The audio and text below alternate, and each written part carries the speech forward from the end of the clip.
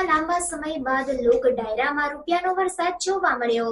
વેરાવળમાં લાંબા સમય બાદ લોક ડાયરામાં રૂપિયાનો વરસાદ જોવા મળ્યો હતો. પૂર્વ ધારાસભ્ય રાજસિંહ જોટવાના વતન આદરી ગામે ગૌશાળાના લાભાર્થી યોજાયેલા કસુંબર લોક ડાયરામાં શ્રોતાઓ વરસી પડ્યા હતા. માજી કેબિનેટ મંત્રી જશા બારડ, જિલ્લા ભાજપ પ્રમુખ મહેન્દ્ર પીઠિયા, મહામંત્રી દિલીપસિંહ બારડ, પૂર્વ ધારાસભ્ય રાજસિંહ જોટવા, પ્રદેશ કોંગ્રેસ ડેલિગેટ જયકર ચોટાઈ સહિતના પીઢ નેતાઓએ એકબીજા પર ચલણી નોટોનો રીતસરનો વરસાદ કર્યો હતો અને સ્ટેજ પર જાણે નોટની ચાદર પથરાઈ ગઈ હોય તેવા દ્રશ્યો જોવા મળ્યા હતા.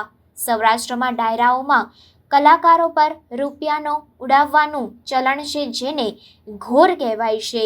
ડાયરામાં રૂપિયા ઉડાડીને કલાકારોને બિરદાવવાનું ચલણ જોવા મળે છે.